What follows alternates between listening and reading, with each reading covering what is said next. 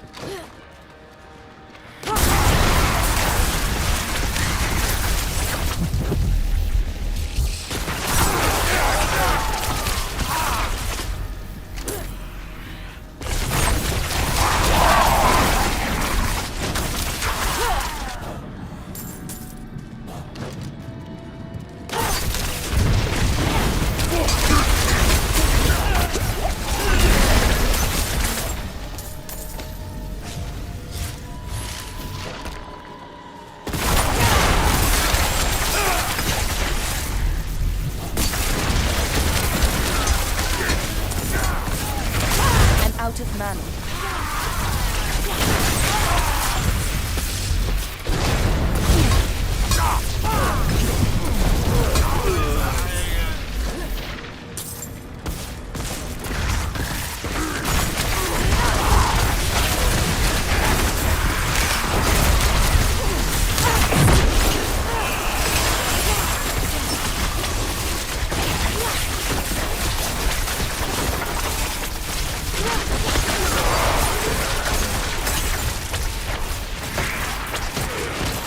I need time to prepare.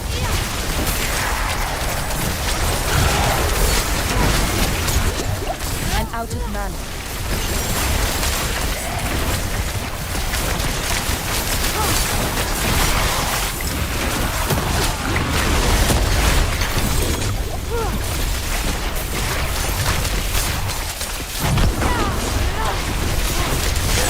I'm not ready yet.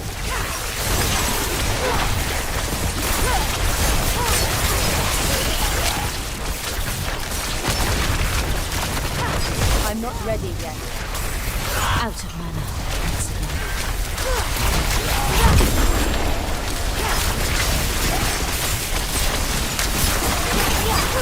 I'm not ready yet.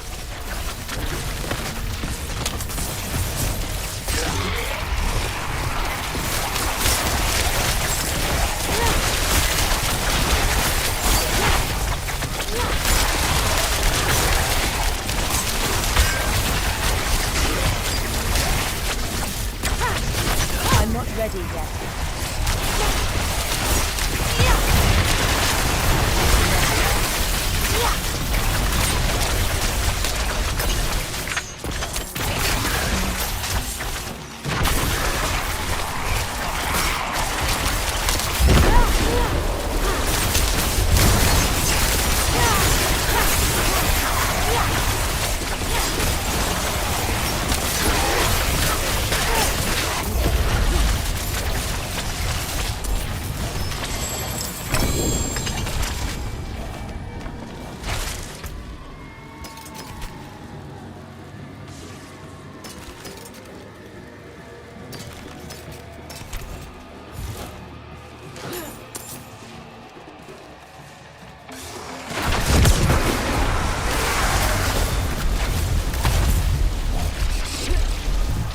I'm not ready yet.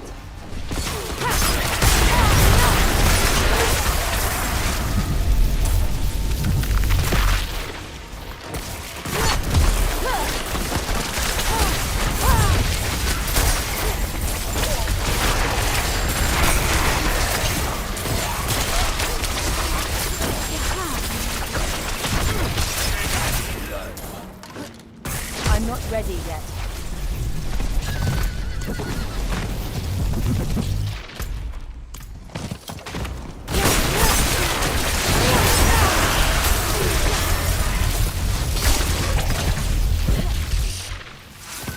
I need more time.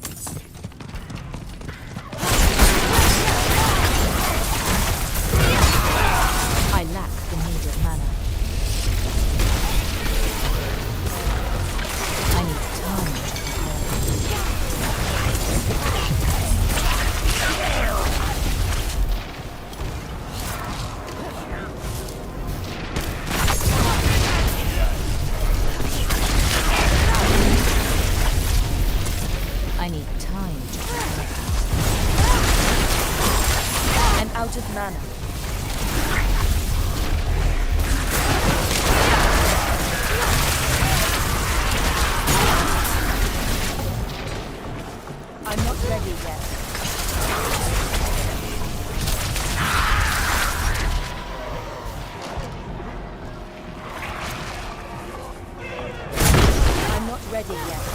I lack the need talent.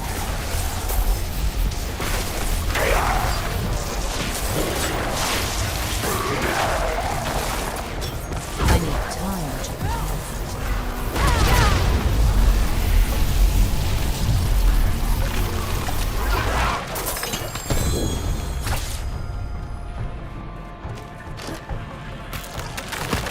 I'm not ready yet.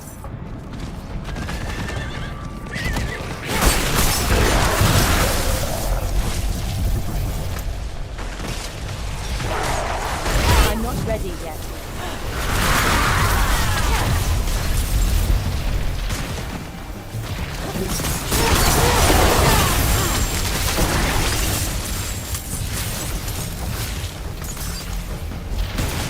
I need time to prepare.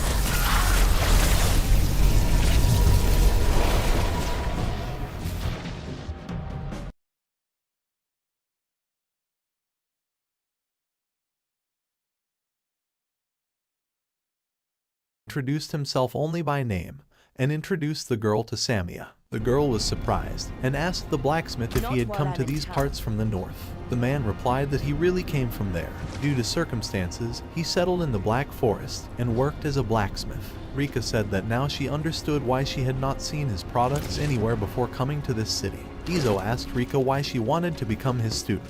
The girl replied that dwarves begin their education at a certain age. She and her brothers left the workshop to study. She visited many places in search of her teacher. Dwarves look for good workshops and join them as students, and then return home to their workshop and share their acquired skills and knowledge to create new things using modern techniques. Izo asked if the blacksmiths and dwarves were afraid of leaking information about their special techniques. Rika replied that people recognize that it is a great honor for every workshop to have a dwarf apprentice, so everything is fine, and people are willing to share their knowledge with them.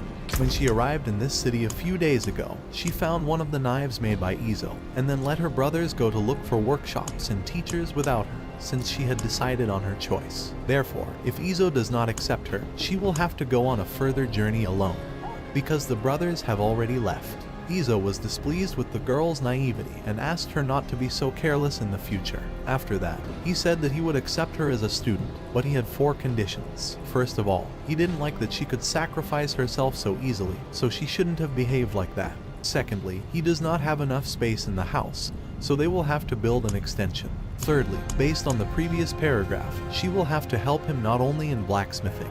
And fourthly, he asked to drop the formalities and call him by his first name Izo. The girl exclaimed that she could not fulfill the last condition, because he was her teacher, and she should respectfully address him by the title of master. Samia laughed at this, and Izo was embarrassed. The trio walked up to the house, and Rika looked at him with admiring eyes. When they got inside, Izo asked her if her legs were tired, as she was carrying a lot of luggage. The girl replied that she was very strong, and everything was fine. After that, the man thanked Samia for caring about them and for leading them along the safest path. They began to have dinner, and the man warned that until they started building, Rika would have to live with Samia. The girl excitedly said that she could not force them to sleep separately and would not take up space on the double bed, but would simply lie down on the floor. Izo replied that they always slept separately. Rika was surprised and said she thought Izo and Samia were married. The tigress jumped up and began to be indignant to hide her embarrassment that this was not the case at all.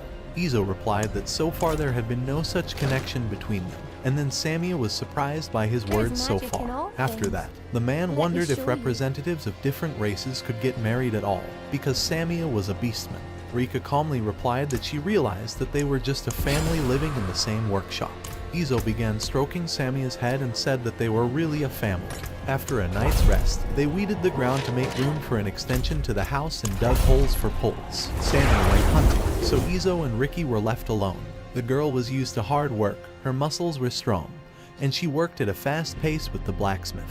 After a while, Samia returned and said that she had killed a large deer. Then the girl noticed that Reich was behaving strangely. With some kind of tremor in her body, she was examining the axe. The dwarf girl replied that she was amazed by the sharpness of the axe. She wanted to chop wood, but as soon as she touched the blade of the tree, it slipped like a knife through butter. It was incredible. Samia replied that she was also shocked when she first saw the sharpness of Izo's blades. The man told the student that tomorrow they would be engaged in blacksmithing. They had to join forces to butcher the huge deer that Samuel had killed the previous night. After a short rest, they went to the blacksmith shop. They had prepared a female uniform last night, and now ready to pour red-hot metal into it. Izo noticed that the girl already had a lot of experience, and she worked hard non-stop. After making a stand, Izo decided to show how he makes knives.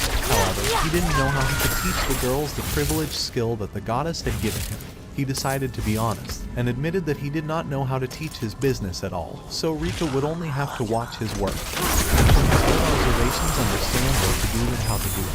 Rike asked the teacher not to worry about it. Izo decided to make a knife model for mass production. Soon, he handed the finished product to Rika for evaluation. With eyes full of admiration, she said that the knife turned out amazing. She heard the voice of iron. Not every craftsman can hear the product, it meant that it was filled with soul. But after that, she said that she noticed that the man was not doing it in full force and not with all seriousness. Izo was surprised, and asked Rike how she understood this. She replied that he just didn't look like he would give his best, and besides, the quality was still not comparable to the sword he had shown her earlier. Izo said that this knife is for mass production, and therefore is not as skillful as that single copy of the sword, and asked Rike to make exactly the same knife. Izo had never seen others at work, and was surprised by Rike's work. After that, he looked at her knife and thought that it was almost the same as his own model. He said out loud that he felt a slight difference in strength, and nevertheless, this knife can only get better. He praised the student, and said that he was sure that very soon she would be able to make a high-quality long sword or something else of the same level. They continued to work, and Izo thought that what he was doing with the knowledge of his body, received as a gift from the gods, while other blacksmiths and dwarves studied hard and worked hard to acquire these skills. He even thought that he shouldn't teach, because Rike would only be able to teach. He made another knife of high quality and presented it to Rika. The girl was amazed, because even the most talented dwarf would not be able to make such a knife, and thanked her for the gift.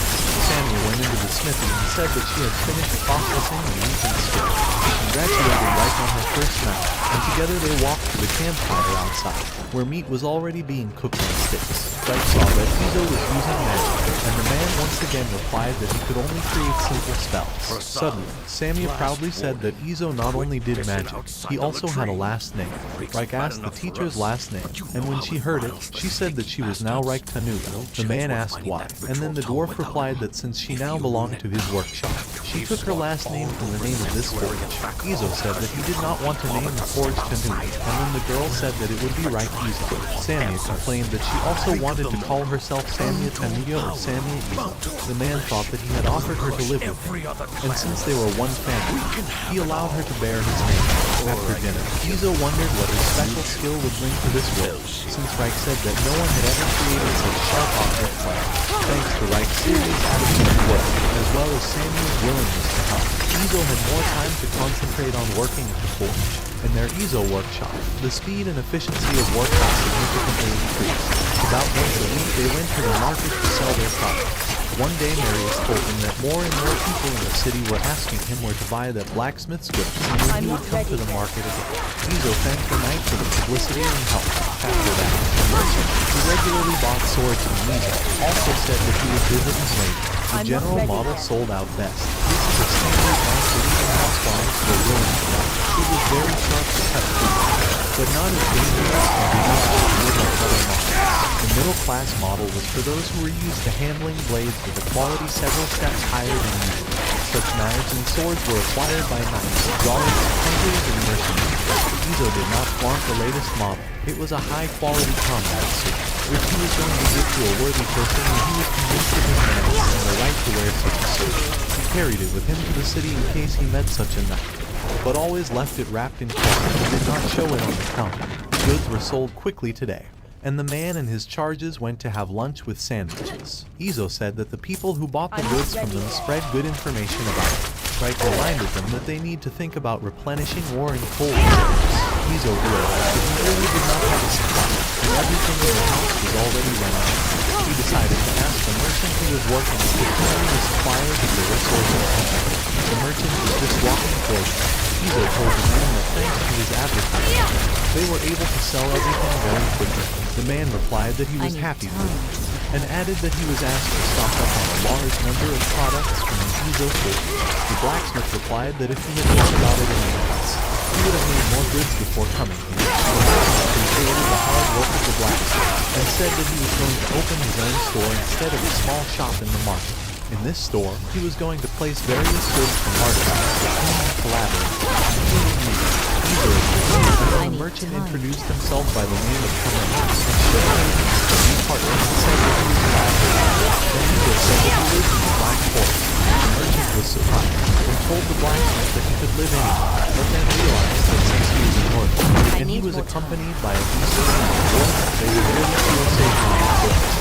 Izo said that the timing of the wholesale sale will happen about once a week, and he will tell you in advance if anything changes. After he asked for a favor, the fact was that his forge was running out of resources, and he was just looking for someone who could help him.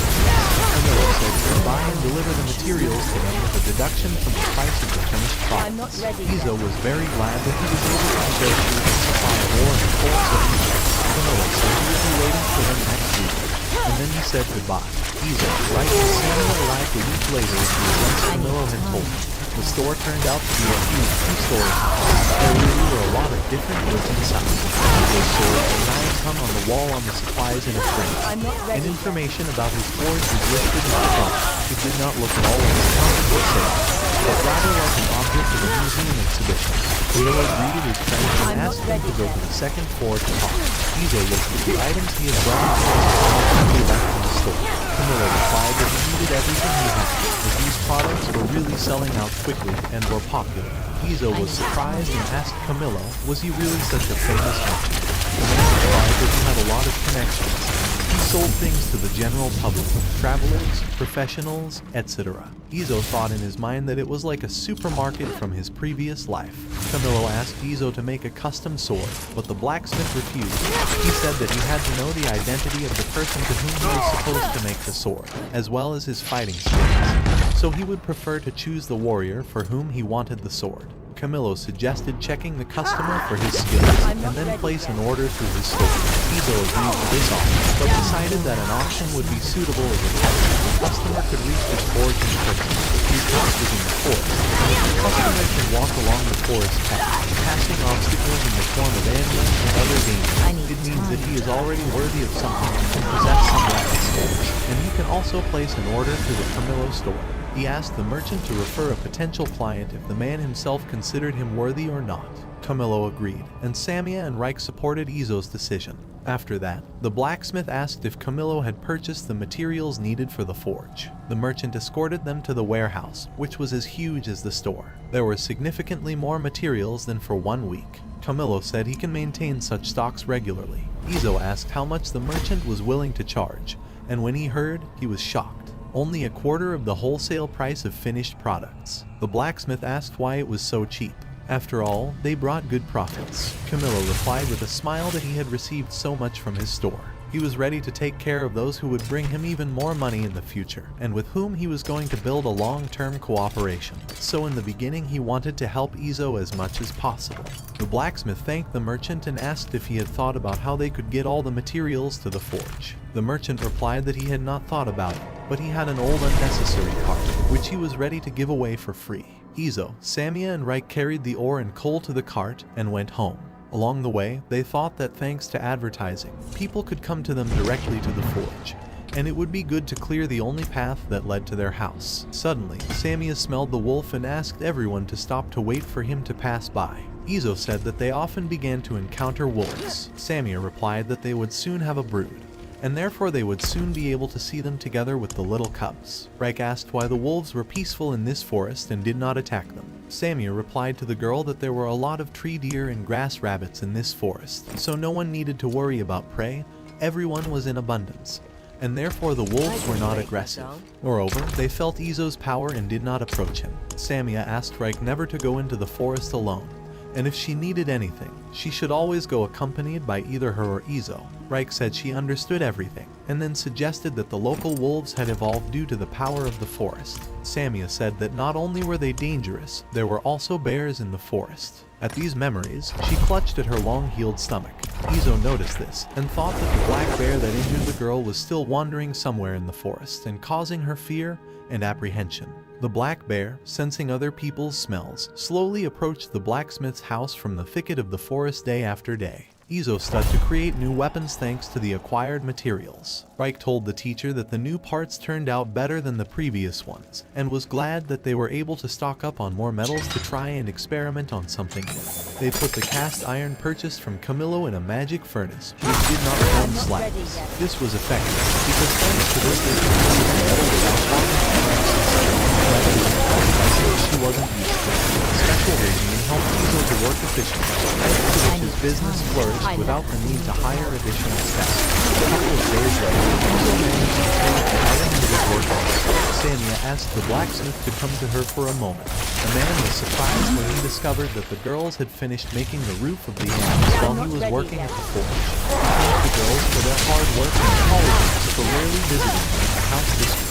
He thought that it was difficult for the girls to do construction, but those being mechanics said that they were very strong and they were only happy to work. Izo said that he had talked with Camillo earlier about buying extra beds, and now all they had to do was make doors, beds, and other furniture. Reich was very surprised when she heard that Izo was going to put a door in her room. In her family, it was accepted that the door was only in the bedroom of the owner of the house and his wife, as well as the guest room. Everyone else slept without the door. She was not at all comparable to anything, since she had spent her whole life in quarters under the open sky. Izo stubbornly declared that in his house each family member will have his own room with a door, and he said in disgust.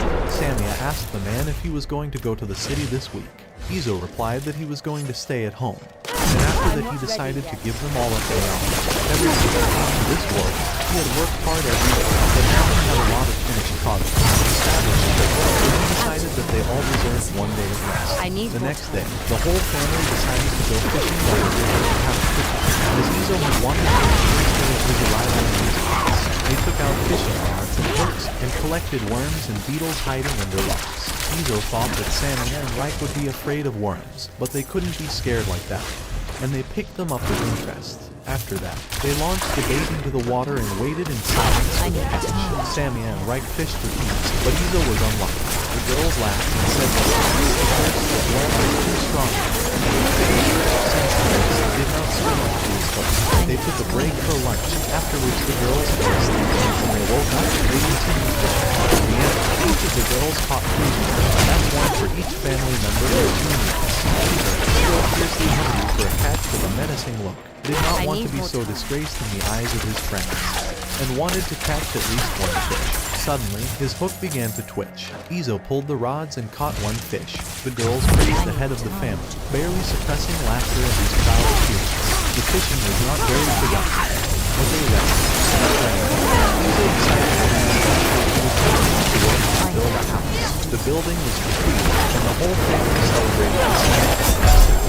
They made beds, bought bed linen, built cabinets and shelves out of planks, and filled them with various household utensils. Now it really was a family home.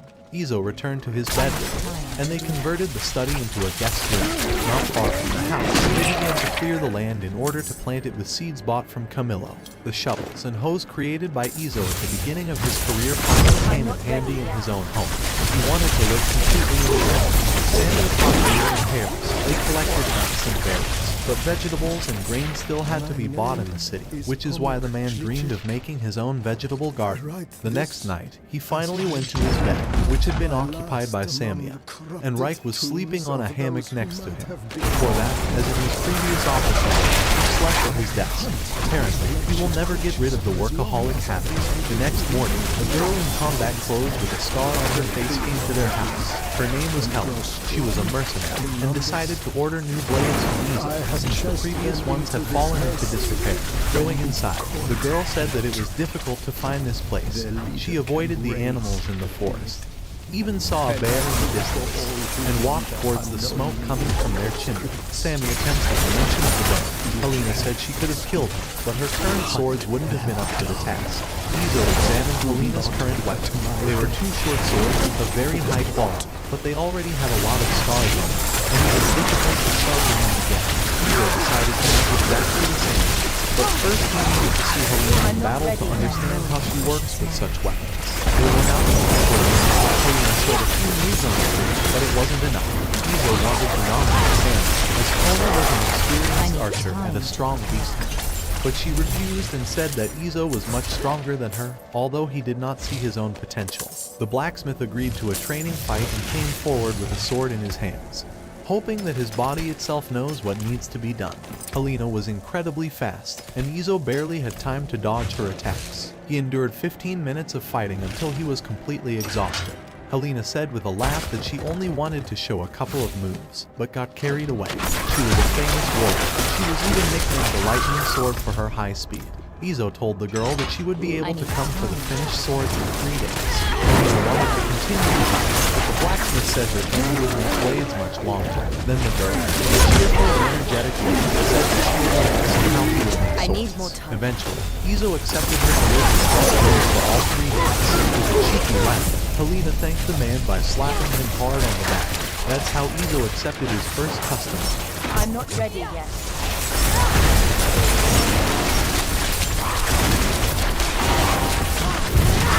This story started from the royal court on the day when the king's 7 years Heel on his 15th birthday. He finally became an adult, and to celebrate, the king granted Heel a dominion of his own. However, Heel wasn't that happy since the place he was granted was supposed to be messed up and he had to heal it himself. And so, he was taken to the island on a boat. When he saw the land, he couldn't be any more disappointed seeing that the island he was granted turned out to be a mere bunch of beaches. The place's name was Xiao, and reaching it from the capital took him 15 days on the boat. This island was so remote that even pirates wouldn't bother themselves by going near it and leaving it alone. After leaving him near the island, the escorts who came with him immediately turned back, without even checking if Heel would be able to reach him safely. But either way, this place was his post, and he couldn't even see where he was supposed to land. This place, which was just a big rock, was now the dominion of the 17th king. His other siblings mocked him when he was granted the Xiao region because he was already miserable for that for a village. And the bigger disappointment for him was that he didn't have a proper crest. The crest was something everyone was born with, and his brothers had awesome crests on them, granting him very strong powers. The crest here was unknown, and nobody could figure out what it exactly does. He tried himself trying many ways to see if his crest would react, but nothing worked, which just brought upon shame on their family. He had tried earlier to ask his father for at least a representative, but the king was proud of his worries and didn't make changes to it just because it was required. He understood that he was basically like or expelled to an uninhabited mountain of rocks. He started to think of things like being executed for treason would have been better than this, but he didn't want to doubt it. He saw a lesser bunch of rocks and decided to try landing his phone and smash his boat into it. He used wind magic to do so, but his magic was so weak that he couldn't even move a feather. He somehow made a harsh landing, took out his supplies from the boat. He decided to store them somewhere safe first, and found a cave near the back. He took his supplies to the cave, and what he saw there was just horrific. He saw dozens of dead skeletons lying around which were clearly birds who drifted to this island and didn't survive. He was scared, but he didn't have any other option but to make do. He survived inside the boat and looked at the ocean with a hopeless look in his eyes. He found the sight beautiful. It was also far away from all the strife in his house, but he wished the situation was a bit different. He slapped himself away from his senses and decided that he was going to survive this no matter what. He decided to step to go back, which was his first ask a passing ship for help, but made sure it wasn't someone from the same ship. His option was listen, he also had to deal with other surviving problems, since the food and water he brought with him didn't rely on his magic, so he figured that he would need to store rainwater in any barrels on fish. He decided to start cleaning the cave first, and bury the bones lying around since they were not a good sight. He took out pickaxe to start digging, and then he heard the voice that inspired a mining tool. He wondered what was this voice that came directly inside his head. He heard the voice again, and this time he asked what it was. The voice belonged to his crest, Cave King, which also had an advisor feature which made it unable to speak to him. This was the day he found out that the crest he was born with was actually the Cave King, and he wondered why it activated now of all times. He understood it might be because he had never been to a cave or mines in the royal capital. After that, the crest informed him that it also boosted his mining skills and supports, so he could rank up inside the cave. It was too much information at once for him, and he decided to start mining. The crest started its effects, and in his sight, the cave started shining at some particular spots. The shining white parts were the most suitable places to mine.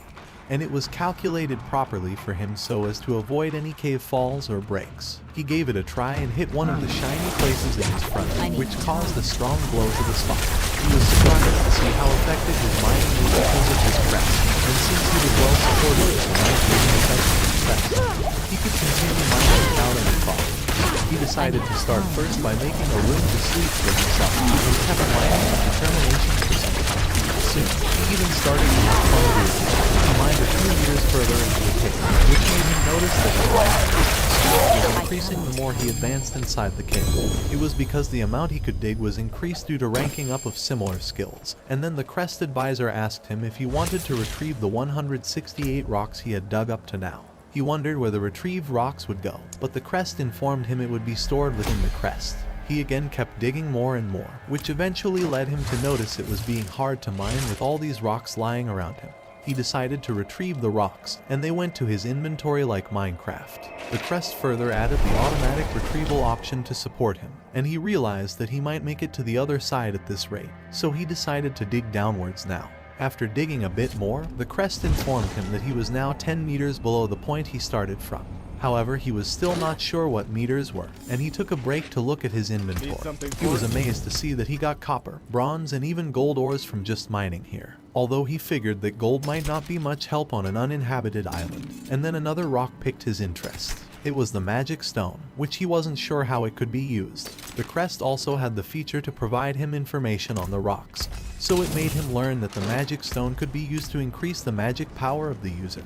And the bigger the magic stone was, the more magic would increase. After that, the next stone to pick his interest was the turtle stone, which could be used to increase the lifespan of a person by 1 day. Finding something like this which could even increase lifespan was such an amazing discovery for him, and he was grateful for having this amazing crest now. And now, even his bad opinions for the Sheol Reef turned into realization of how incredible this domain was. He got so focused on mining now that he completely forgot about looking out for ships to escape. Soon, he reached about 30 meters into the cave, and he got tons of rocks and ores in his inventory now. Among them, the stones of which he was most curious about were the magic stone and turtle stone. He figured it would be great if he could use more advanced magic, and with that in mind, he used all the 90 magic stones he had on himself. After using them, he was surprised that he couldn't feel anything different after using them, so he decided to directly test it out. By clearing the path he came from digging, he used wind magic now, and it completely filled the whole cave with wind and cleared all the rocks, bones, stones, and everything along the way and sent them flying outside the cave. He was a bit shocked by seeing this was his own power, and couldn't believe just 90 magic stones powered him up this much. After that, a slime got attracted by his magic, and came to him directly. The slime was not hostile towards him, but instead seemed to like heal, whereas he wondered what it was. After 3 of them, he got used to this life here. He started his day with checking up his tools, and food to prepare for his usual day. He named the slime he met 3 days ago as his companion and named it Shell. This happened when 3 days ago slime came to him. He remembered what slimes were. Then the crest informed him that he could tame the slime. And taming the monsters would make him follow. It didn't work on the hostile monsters, but for those who could be tamed that were hated by the kingdom and used to live.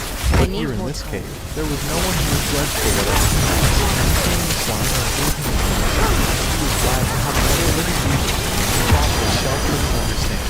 But surprisingly, Shell could understand him a little bit, and it started supporting him in his mining activities by becoming his support. Shell was surprisingly smart according to him, and so he could now live where it wasn't possible before. He also started to use some gestures to tell Shell what he wanted it to shape into next time. And thanks to that, his minings progressed even faster than before, as much as triple times faster.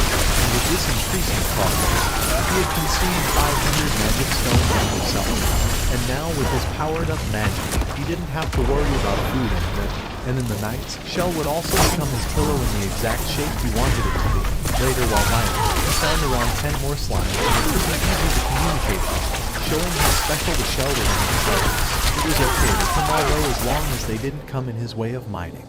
He slept wondering what he would dig up tomorrow, and next morning, Shell woke him up as if trying to tell him something by jumping around unusually.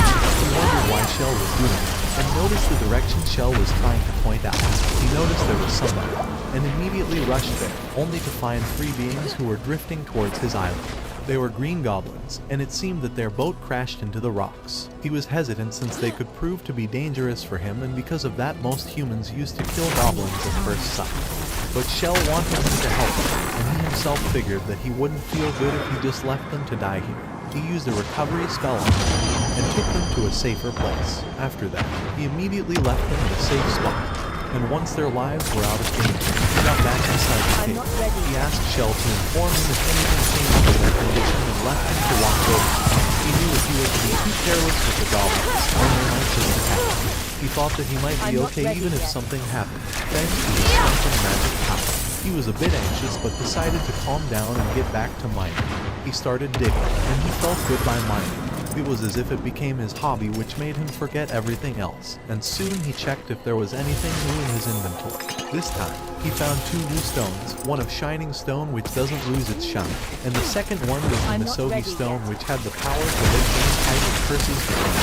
He figured these 2 wouldn't be of much help since he already had night vision, and there wasn't anyone who could curse him in this isolated place. I'm not He decided ready to yet. just keep digging, and after some time, Shell came to signaling that the goblins were awake. He went to check up on the goblins, and hid himself when he could hear them, so as a safety measure he decided to overhear their conversation.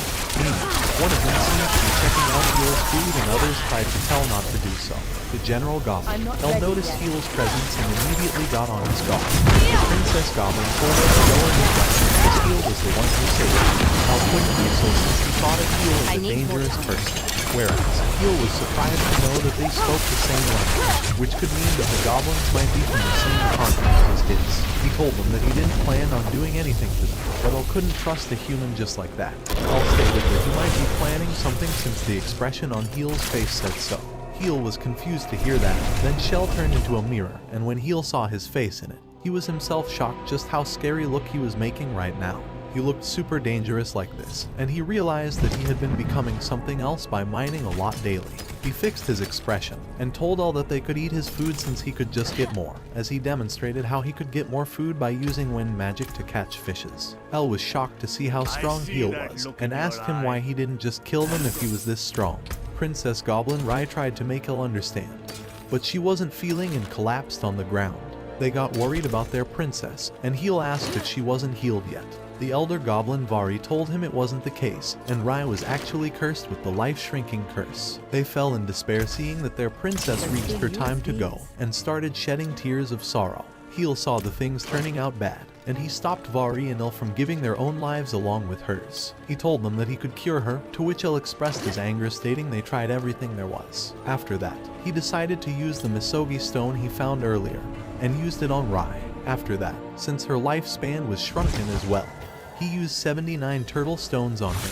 They wondered where Heel got those rare stones. But the thing that mattered to them was that their Princess Rai came back to life feeling better than before. Rai was confused about what happened since she thought she was dead. Elle realized that Heel was not a bad person, and seeing that he was his princess's savior, he bowed down his head on the ground in apology, and I'm also not left ready. cracks in it. Heel asked him that they should go and look at something that they introduced themselves to each other. While he was also surprised to see how strong Elle himself was remembered as he broke the stone floor with I'm just not his head ready yet. earlier, showing that goblins were surely scared. As they sat down together, Elle apologized for everything and introduced himself as General Elle from the Belden tribe. Rai followed the introduction with hers, I need being the time daughter of to Ron, prepare that. who was the king of Belden tribe, and then the elder goblin Vari introduced himself as the chief of the Belden tribe. Following their introduction, Heel also introduced himself as the I'm not prince from the ready yet. kingdom of Sanford. Elle thought that he could use all the magic he saw before because he might be strong as the prince, to which he declined and explained it was because of the magic stones he dug up. Heil then asked them why they were here on this island, to which Elle told him their story of how their hometown was burned down by the Earths. Their royal family was almost killed entirely, and only Princess Rai survived. And now they were looking for a new place to live for the past year. They've been to many clans, but none took them in, while humans kept chasing them away as well. So they tried to head towards the new world with the survivors. But now things happened and their ship missed, and they weren't even sure if others were safe. Princess Rai told Vari not to feel responsible, as even if they stayed on land, their fate would have turned out the same as mine. So he thanked Heel for his help in saving monsters like this. Heel told them it was fine while feeling bad for them hearing what happened. Rai stated that she won't live long, but she was glad that the pain in her chest had gone away. and she could die in peace. Heel told her it was too soon to give up, and told her that there were many turtle stones lying dormant under the ground, and using them, they could keep extending her life as much they wanted. He assured them that if he keeps digging for a week, then he might be able to buy her more than a year of lifespan. Elle stated it was too much to ask from him, so he offered that he could also help him digging as well. Heel told him it was fine. Elle and Rin thanked him for saving her life, and she asked why he gave her something so precious. He told her not to worry because he was digging just for fun and it made him glad to have someone else with him. She got emotional knowing that she could live now, which would be a natural thing for anyone who was saved from dying. Kyle told her it wasn't a big deal, and wondered what he should do now. He had enough ice axes, but he thought if he could do something about the parts where they would dig. The crest informed him that he could give parts of his powers to the monsters he named as well. He then asked them if they would like to be tamed by him, and explained it was for the reason so that they could visit him. He assured them that they were free to decide if he would give them turtle stones either way. They were thankful for the offer, and decided to join him as his tamed monster. Rai also agreed to serve him, since she felt like helping everyone instead of just sitting back and letting them work for her sake. She also wanted to repay her debt, and then he started thinking of names for them. He named Elle to Elvin, and Vali to Varus, and Rai to Riena. They liked their new names, and promised to offer everything to him from now on. After that, he took out the shining stone and used it to make torches for others since they didn't have night vision like him. They could see the shining places which were actually the places more suitable to dig, and then he demonstrated them how to mine the ground. He hit the wall in front of them, and it completely broke down. He told them they would be able to dig like this, let them know that he didn't start out like this either. The next concern was to collect the rocks, since others didn't have the automatic retrieval skill. He then instructed Shell to give instructions to the other slimes on how to collect the rocks and ores. He believed that practice made a person perfect, and so all of them started mining together from now on with collective efforts. The cave he was digging became a lot livelier from that day onwards. After that, Heel was remembering one of many tragic moments from his past, when he was being bullied by others for being weak. He was trying to protect a monster who was being tied and tortured by those bullies. He had something in his neck which reminded him of that incident. Then Elvin asked him if he was feeling tired after digging a lot, and Riena also asked him if he was alright. He heard Riena then told them he was just thinking some things, and he couldn't be tired from digging because of his Cave King crest. She told him not to overwork himself, and he assured her that he won't. Then he smelled something good, and it turned out to be the smell of apple pie which Riena made for everyone. They were joyed by getting something new to eat. It's been 3 days since Heel met the goblins, and in this short time, they made some new things, like a bathroom, a reservoir, and a simple kitchen. And thanks to that, he could eat Riena's cooking, which was so good, and whatever she made, it was always delicious. She was glad to see he liked it, and he was glad to see that Riena could make use of things he brought with him from the country. Elvin didn't know mining could be this fun, and Varus shared the same opinions on that. They were glad to be working to extend their princess life, and she thanked them for that. Their situation was getting better and better day by day, but there were still many things to do for them.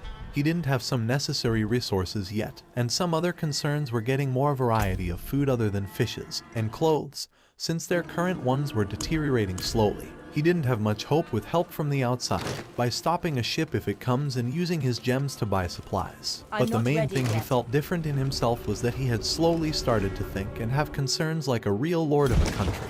He decided to keep mining further for now, and wanted more turtle stones for Riena, and hoped to find some more new stones. Soon, he came up against a hollow place while mining to check what was inside. He found different looking stones there which were orange and color like the sun.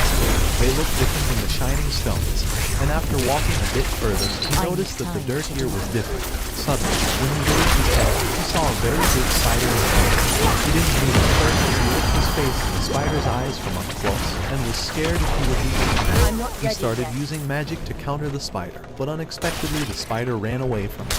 After he looked at the situation properly, it turned out that the spider was the more feared one here, since it wanted to protect its children. He understood it and felt sorry for scaring it like that. Then the crest informed him of tameable monsters being found, and after some time, while Elvin was waiting for Heel to return, he got startled when he noticed that his boss was spiders around. He'll apologized to him for startling him like that, and told the others that he just got the cave spiders to join him.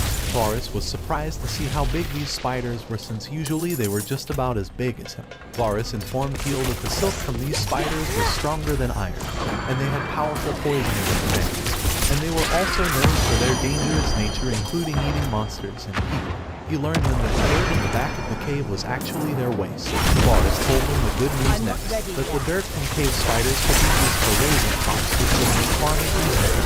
After that, Varus asked where they could farm at a place like this, and Heal said that he had something to show them. He guided them to a tunnel and told them to peek inside. They were surprised to see on the stairs, and asked him where did they came from. Heal answered that he had done it on his way back with Terra. The spider, since the path was too narrow for her, he made these stairs and widened the area with the help of new features of his power as the cave king. He could now shape the mined area any way he liked, process and synthesize things in his inventory. And some more features like adding night vision to even tame monsters now. Alvin and others were glad for this progress, and they got motivated to work on the part of the next day.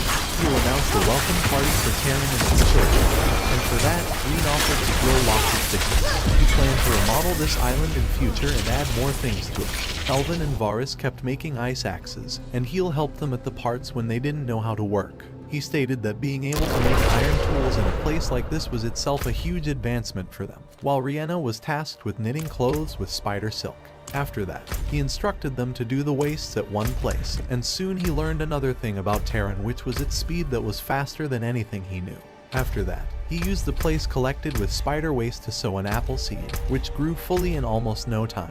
Heal didn't expect it would be this quick, and understood why Terran was so big. Then he realized that the growth of the tree was not because of the waste but the sunstones found in that cave.